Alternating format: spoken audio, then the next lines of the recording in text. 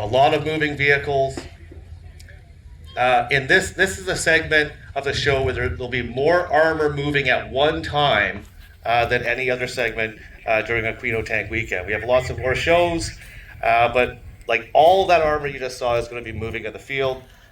So I have to make sure that it is clear and everyone is safe. Okay, pyrotechnicians, are you guys good to go? Safe? Okay.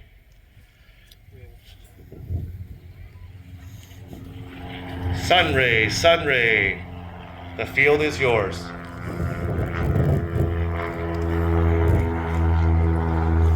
So to set the scene, 1990, Saddam Hussein and Iraqi forces invade their neighbor Kuwait,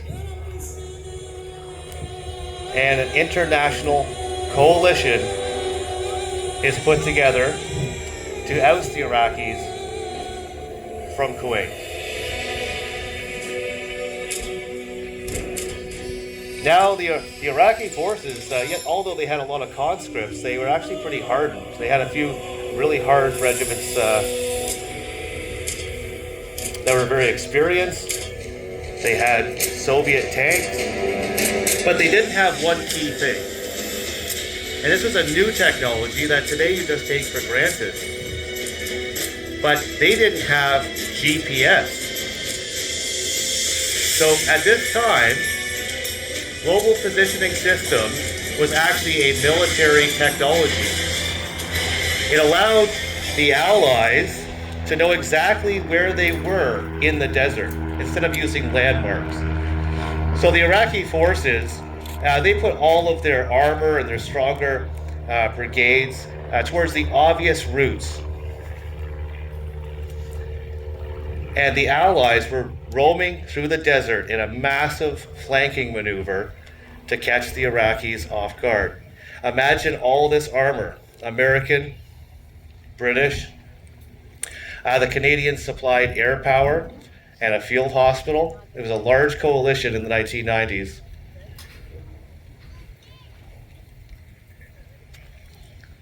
So what we're going to see here is the Iraqis are in a defensive position. They do not expect to see the enemy that's going to be coming straight out of the desert and into their flank.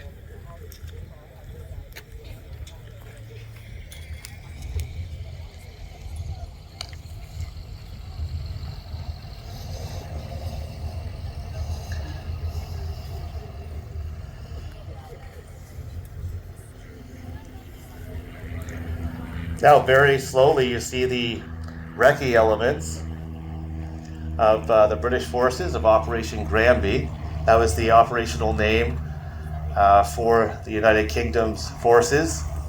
You see the Ferret Scout car, light armored car, some good protection, open top, and the Land Rover. So they're out ahead of the main force, looking for the enemy, reporting back on ground conditions.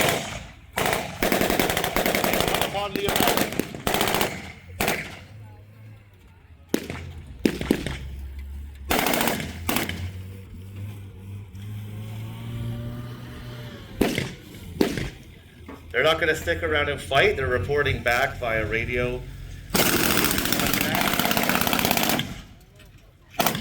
See Land Rover providing covering fire, keeping those Iraqi soldiers with their heads down.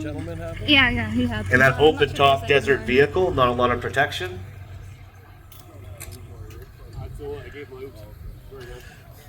So the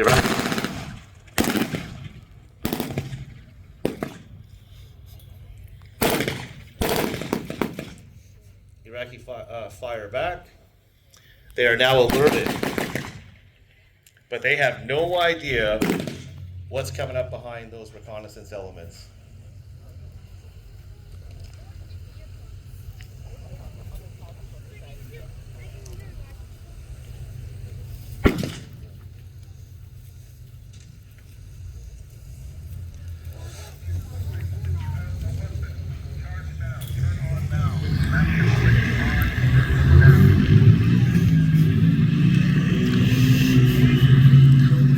Here it comes. Here's the heavy reconnaissance.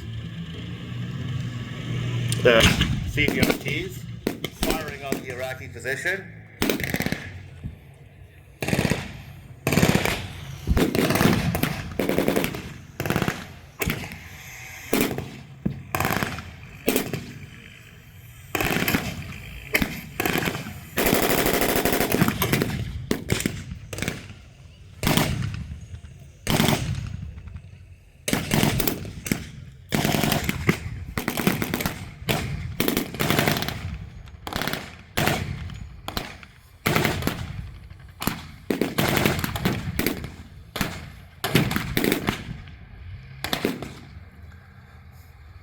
The American Humvee there is up on Overwatch.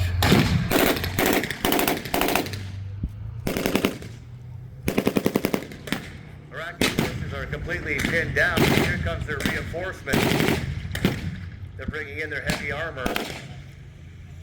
The T-54, boom, fires back.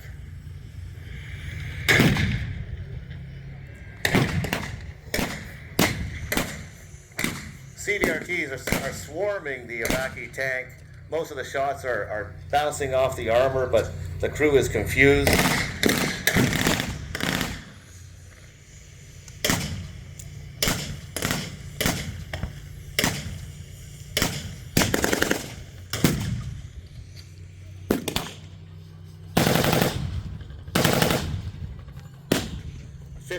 Firing from the Humvee. Return fire from the Dishka on the T-54.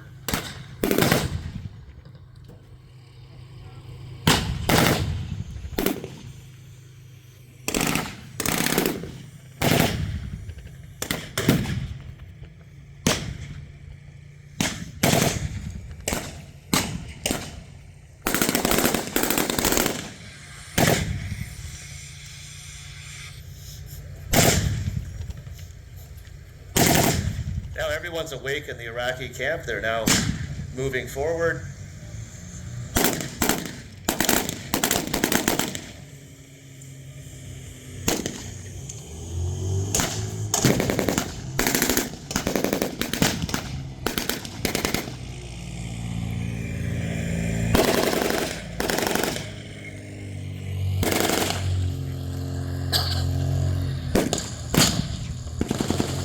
British infantry moving up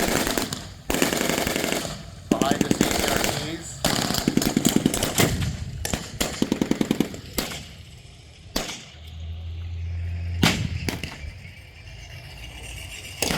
And now the American armor has arrived on the scene, supporting their British allies.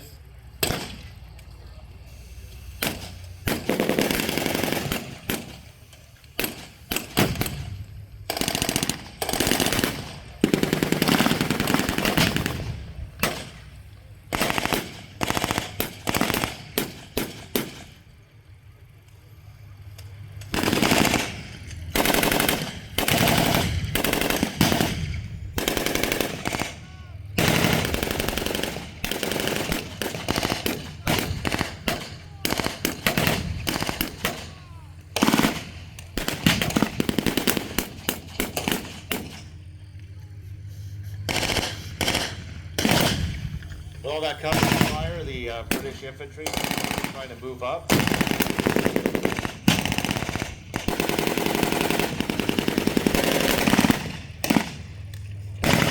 to keep well clear of that Dishka.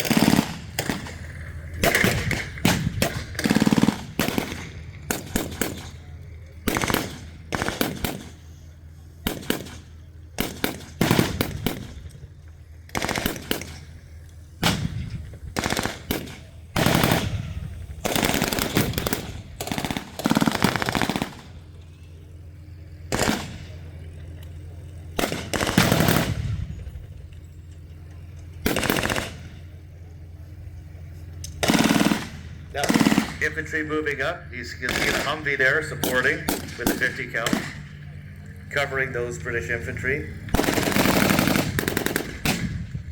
But still, the Iraqi tank is still there, kind of pinning down.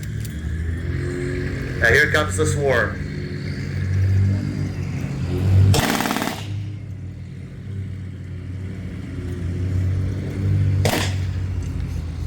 The tank crew has surrendered. You can look at the hands up there on the T-54.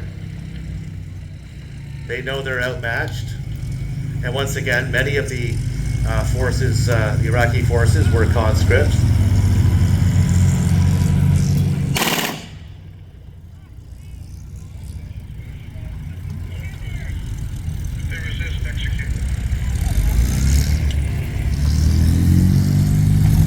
The Stryker positioning itself in the field just in case there's any more Iraqi armor coming up that could take out any of the T-55s or T-72s the Iraqi forces have.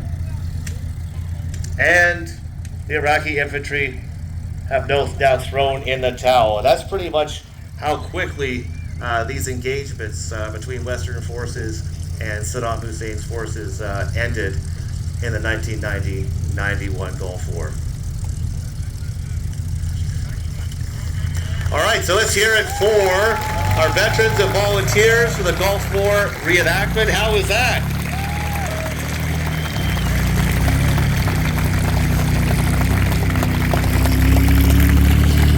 So that's the finale of this afternoon's show.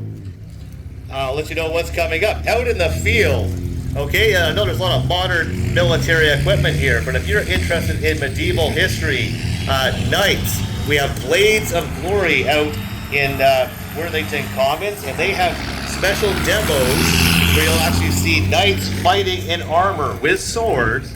They have one at 1:30 this afternoon and one at 3 o'clock this afternoon. So you can head out there and see Blades of Glory. We hope you enjoyed our morning presentation. The day's not over. There's so much to see out there, so much to do. Please visit the gift shop. If you're looking for lunch, we have 4 food trucks on the site. And if you're looking for refreshment, you can head over to the historic green buildings across the commons there.